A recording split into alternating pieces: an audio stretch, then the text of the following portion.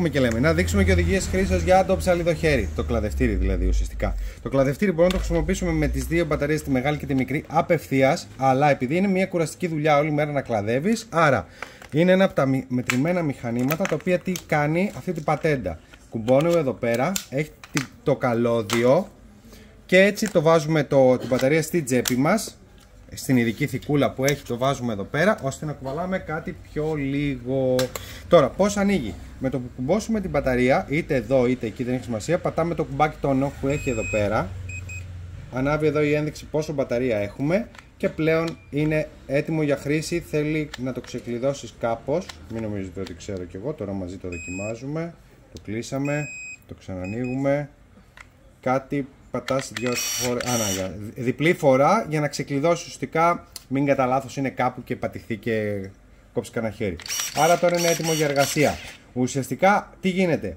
Το καλό που έχει αυτό το μηχάνημα είναι ότι έτσι και πατήσουμε και το μετανιώσουμε τελευταία στιγμή και το αφήσουμε, γυρνάει πίσω. Άρα δηλαδή αν πάμε να κόψουμε ένα κλαδί το οποίο δεν πρέπει, μπορεί να το γλιτώσουμε γιατί έχει αυτή την επαναφορά. Δεν είναι ότι το πατάς και πάει και κλειδώνει. Άρα ουσιαστικά κάνοντας αυτό βλέπουμε λίγο όσο μπορούμε σε αργή κίνηση. Δηλαδή κάνει και αυτό.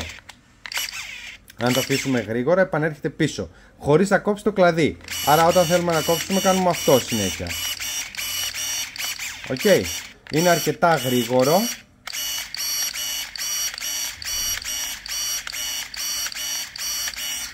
Δυνατό, καλό, στιβαρό εργαλείο, φαίνεται ότι είναι στιβαρό. Και είπαμε, για να κερδίσουμε το βάρος έχουμε και αυτό, δύο μπαταρίες στο πακέτο, το φορτιστή που φορτίζει τις δύο μπαταρίες, συν το κλαδευτήρι, συν ανταλλακτικό και αυτό, κλειδάκι για να ξεβιδώσετε όλο αυτό εδώ πέρα και να το λαδώνετε. Άρα ουσιαστικά είναι ένα full πακέτο με την εργαλειοθήκη του.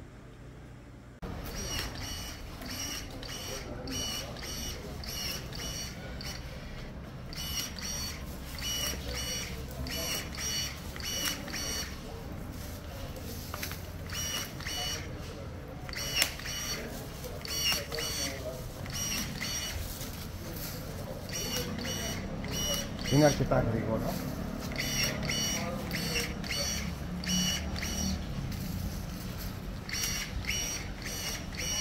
Πάμε και στο επόμενο.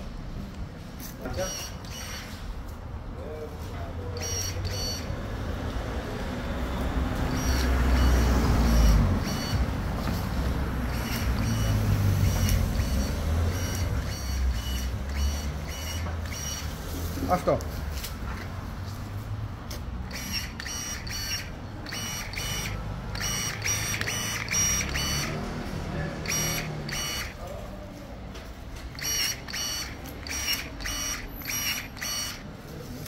Αλλά προσοχή στα δάχτυλα.